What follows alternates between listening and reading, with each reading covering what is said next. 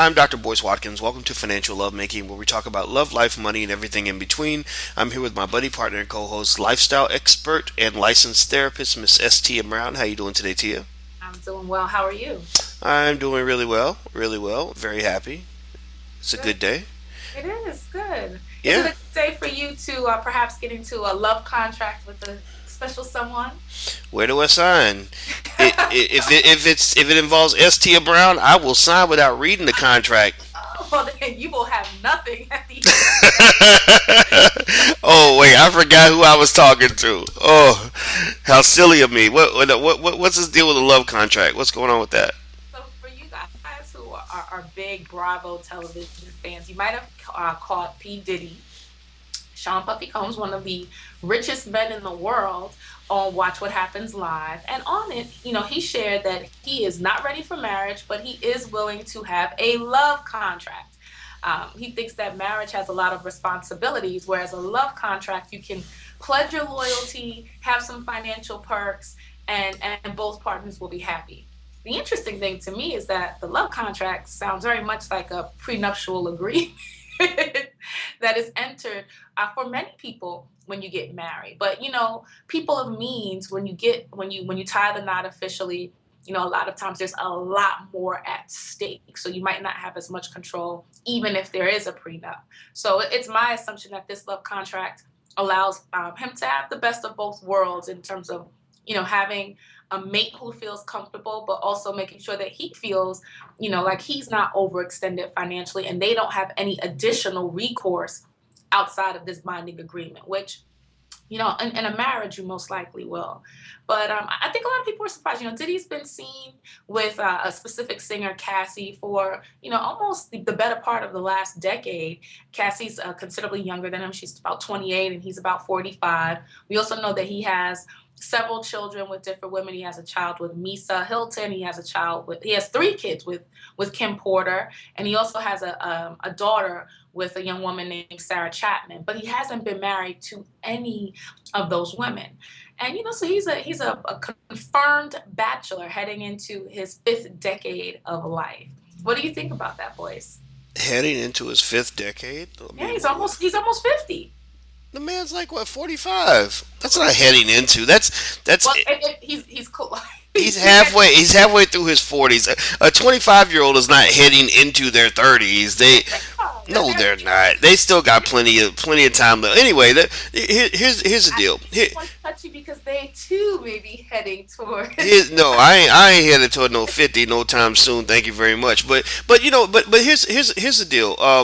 I like what Diddy's saying. I like Diddy's honesty. I really do. I like the fact that it's funny. I mean, tell me if I'm wrong, but I thought that instead of it being a prenuptial understanding, it almost sounds like it's a non-nuptial. Just No, no, we ain't getting married. it's not. But I'm going to give you financial security. Is that correct? Absolutely. What I'm saying is the love contract is very similar to what a prenuptial agreement would be in marriage. However, we know that once you get married, your partner is entitled to more and they have more legal standing for negotiations should you divorce versus if you're not married and you just have the contract. Right. So maybe that makes sense for men Right? Yeah. because look at this. Look, this man's got almost $500 million, right? Something like that.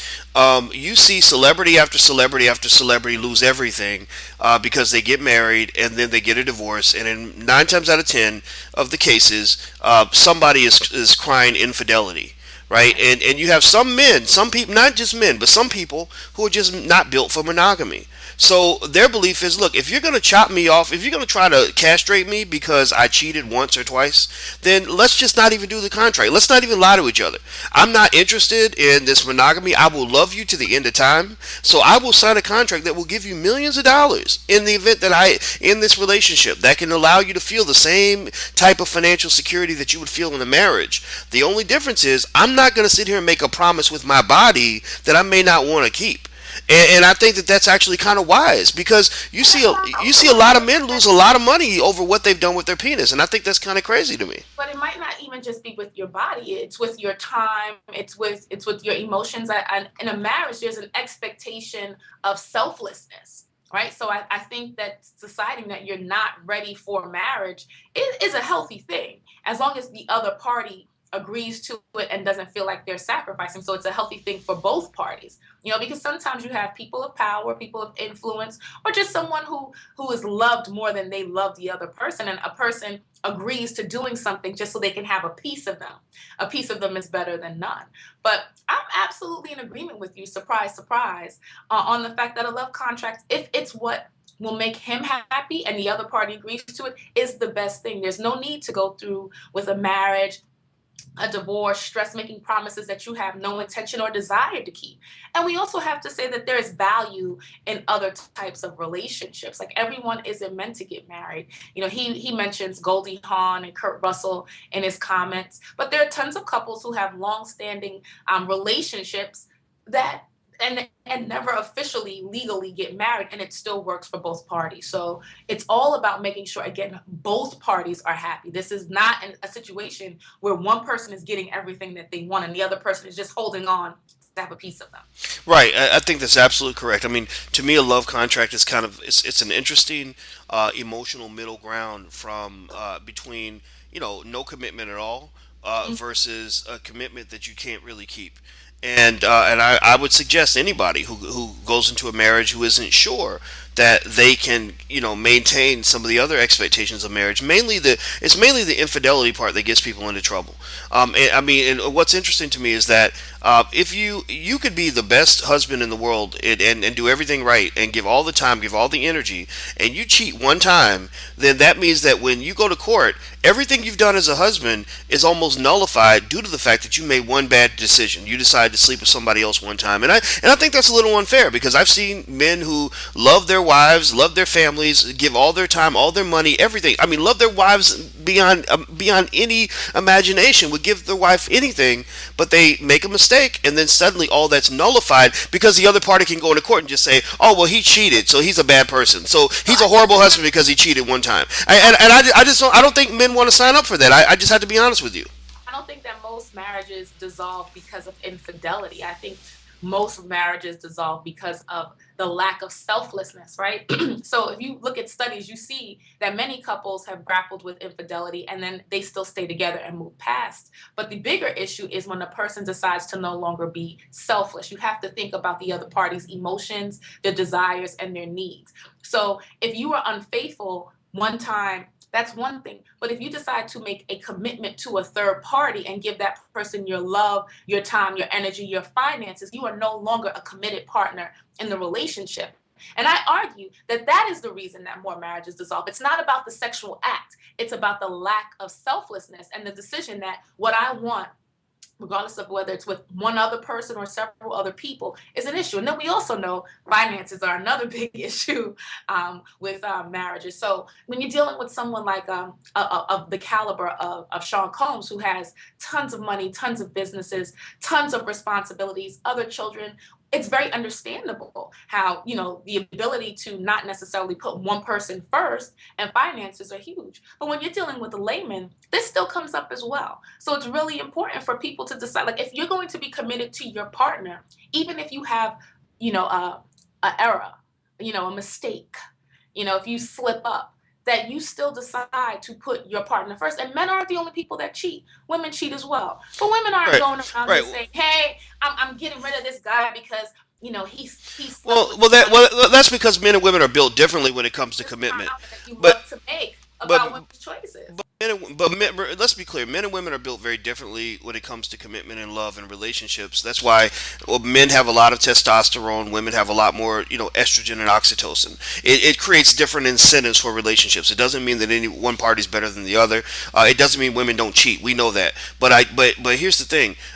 When you look at these celebrity divorces, time after time after time after time, when you see some guy getting raked over the coals, losing $200 or $300 million, in that divorce decree, a lot of times the word infidelity is Right? mentioned, But and my and you might be right. Maybe it's about the inability to balance putting the marriage first. it, People cheat, whether they're men or women, and I disagree with you vehemently. Women don't leave just because a guy cheats one time, in most it's not. situations. It may not be the Sometimes reason it's it may selflessness, not be the reason. respect that becomes pervasive in the marriage and it's unhealthy. Specifically, women dealing with celebrities or men of means, because there is an unfair assumption that these men, because they have more options, it's okay for them to slip up now and then.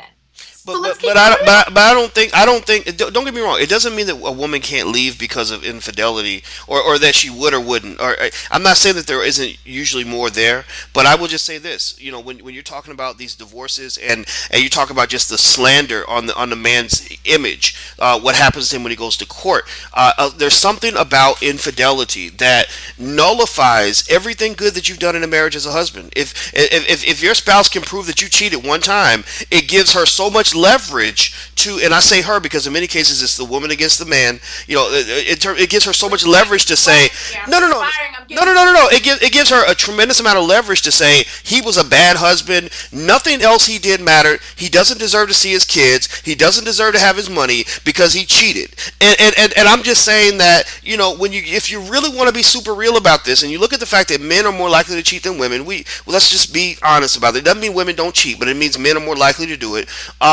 You know, it does kind of create this very risky situation for men. So do you think that fidelity should no longer be a standard in relationships? People should start having a conversation. You know, I'm not gonna. There's an expectation that, you know, because I'm a man, I have all this testosterone, I will have sex with a couple of people. Doesn't mean I don't love you, but we want to look at the total sum of my behavior. I think that relationships should be shaped based on what the two people in that relationship decide they are willing to do. Okay. Right? So to me, if that means polygamy, then that's fine. You know, there literally have been people who said, look, if gay marriage is okay, why not have polygamous marriages? If you have some women, you know, I've seen women and some men, I've seen some women say, you know what, I'd rather share a very wealthy man than to have a broke man by myself. Okay, so let me just point out something here. So my issue with that is usually the constructs that men suggest all benefit them. Right? No, actually, I don't think it benefits them. Even polygamy doesn't really benefit the man as much as you think. It's hard work to support 3 or 4 people. Right. I think about that. Have you ever watched that show Big Love? That is really hard. But have you ever watched that show Big Love? That show Big Love. Not happy. The women are No. The women are very. Well, it depends. It goes up and down. It's not like anybody. Chosen to get the most attention is typically happy. It's usually something that she either did because she grew up in the system, or, you know, she felt like this was a way to have a piece of that person. Listen, I'm not going to argue with you. I think that infidelity is an issue, and it's not something that everyone can do. And I think you need to be honest about that. My only thing is that you have to create a union, understanding that benefits both parties. So it can't be, well, I'm going to cheat periodically. You should understand this because overall I'm a good person, but I expect you to be faithful and be a doting wife. You know, so if there's room for flexibility, it needs to be for both parties. I agree. It comes down to what people can tolerate. Most men can't tolerate infidelity from the woman that they're with. Now, woman should tolerate it. No. I'm not saying women should tolerate anything. I'm not saying that at all. I'm saying that we have to be honest that as genders, we differ in what we value. So if you both agree to the same thing, that we're both going to be faithful. No, but that's the thing. You're talking about a symmetric. No, but no. You're not talking about a realistic relationship, because you're saying everything that goes for the man must go for the woman. Everything that goes for the woman must go for the man. I don't think that's true. Here's a good example. A lot of men can tolerate a broke ass woman with no job. They won't have a problem with that as long as she's looking good or whatever. A lot of women don't want a man with no job. They want a man who's working. They want a man who's bringing home the bacon. So okay with the double standard. And my thing is, I don't think there's going to be parity on all issues. However, it cannot be beneficial to one party to the extent that it is to another party's detriment. So let me finish. So infidelity does happen, but when it gets to the point where one person is doing what they want to do to the extent that another person feels a lack of appreciation, they feel disrespect, they don't feel like they're getting the time and the commitment that they wanted in that relationship, it is unhealthy. And that's right. I agree. And remember but remember the analogy that you draw about one party feeling that they've been neglected and that they're not getting the attention they deserve. That's what a lot of men go through when a newborn baby comes into the family, and the woman spends all the time with the child and no time with him. He's no longer getting sex. He's no longer getting attention because she's got the baby and she's focused on the baby. So the same way. No. to be able to have sex again. Your hormones are going crazy. You're nursing a new life that's part of this third party. Right. But of course, You but totally remember, over your no. time. But the same way you can easily justify and explain why a woman is going to spend that time with a child, which makes perfect sense. A man could also justify and explain why he may want to spend time with another woman in addition to his wife. It doesn't mean that it's right. You feel because innately it's part of what men There do. are things. Here. Because if it's not that, then you're basically saying that when a woman is doting on a newborn child and helping nurturing a new life, it is comparable to a man's I will desire. say that it's not comparable. I will say that there are things that men innately want. There are things that women innately want. A woman does not innately want to neglect her husband by taking care of the baby. Taking care of the baby is one thing, but neglecting your and, husband is and, another. and I think And, that we also have talked very, candidly about women learning how, as you become a new mother, to have that balance. right, So there's certain things that physically you can't do and, and, after you have a baby. and but I would just So say how does that that come in no, no, comparison to no, men? no. What I'm going to say is this. Here's what I'm saying. There are things that men want, things that women want, and men and women do not want the same things. Men and women we're not built the same. So when we live in a society that says, well, if it's okay for her to do it, then it should be okay for him to do it. No, that's not true. There are things that my woman can do that I can't do. It ain't gonna happen. There are things that she can do as a woman, feminine things. There are things she can lose her job. She can all these things can happen. When there's a fire or when somebody breaks in the house, she can run and hide under the bed. I can't do that. I'm expected to behave differently. So the same thing is true, I think, for men. There are some things that men are allowed to do, and I'm not saying infidelity is one of them. I'm not saying that at all. But I'm saying in some cultures, if you go back to our grandmothers and grandfathers who stayed married 60 years, there were times where the father ran off and did whatever, and then because he felt that innate desire to have some heterogeneity, whatever they call it. And the mother was like, I don't like this, but you know what? He comes home every day. He feeds my kids. He But takes we good care of also me, have to and I remember don't that want to be during out those there. time periods, women also socially there was more of a mandate to stay, and then financially you had to stay because usually the men were the breadwinners. Many women weren't in the workforce in the same way. It doesn't mean that they liked it. It means that that's something that they felt they had to accept. Listen, I will But you can't. argue. But we can't. I will argue But with remember, women. we can't assume that they disliked it either. We can't assume that my grandmother, if my grandfather did, cheat in the 1940s, we can't assume that she would have been happier getting a divorce and being a single woman, No, even if she had plenty of money and no social stigma. my argument is not that she wanted a divorce. My argument is that just like you would prefer someone be faithful to you, that she would prefer someone be faithful to her. To be I'm not single saying that that's not is important. not what the Right. No. I'm not saying it's not important. I'm saying that some things are more important than others. So, for example, most women, most men, here you go. sacrifices, and men Right. don't have to make those sacrifices. No. Men make that. That's the thing. That's what I'm saying. That's what I'm when we're talking about Diddy. I'm saying that what Diddy's doing with the love contract and saying I'm not going to marry you probably relates to the fact that the cost of marriage is very, very high for men. Men are afraid of marriage because we now live in a society that says the minute you get caught doing stuff that a lot of men do, you're done. I'm gonna chop your balls off. I'm gonna take your money. I'm gonna take your kids. So I'm my gonna take your argument life. then And men don't want a part of that. people don't divorce over an infidelity. They divorce over an abandonment emotionally of someone no longer being committed to the partner. So the other thing that we don't talk about, when we compare back in the day relationships, is that there was still a priority placed on the home. Financially, emotionally, socially, there were certain things not done. You didn't run the streets. You came home every night. People don't do those things anymore. So if you can't compare apples to oranges or just take one element about what happened back in the day and not relate all of the other elements that have changed as Well, well. I agree. Men and women both. We've abandoned the home. We've abandoned the families. We've abandoned our children. Women are doing things that they never did 40, 50 years ago. Just like men are doing Are things today doing they things never that did. they never did 40 Right, right, years right. ago. I'm talking about good and bad. We're different. Men, Absolutely. men have changed, and women have changed. And here's the bottom line to me, Tia. And I'm not advocating for men to be able to do this or women to be able to do that or any type of structured relationship. I'm not advocating for that at all. What I'm saying is, set up the scenario that works best for you, and be honest with yourself about what trade offs you're going to make because everybody in a relationship isn't going to always get everything that they want, and Okay, so that's the last point. word So on this would be I am in absolute agreement with very few of the things that Boyce has to say. No, I'm just joking.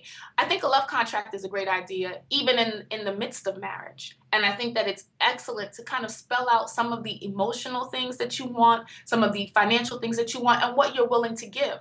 Because having it written down is a great way for people to remember the promises that they made, remember the intentions that they had during high and low times. So whether you decide to get married or be in a significant relationship out of marriage, get a love contract. Yes, absolutely. I won't say anything else. I'm gonna let we'll go ahead and end it right here. But this is a good topic to keep fighting about. But I just want to make it real clear that I'm not saying that women.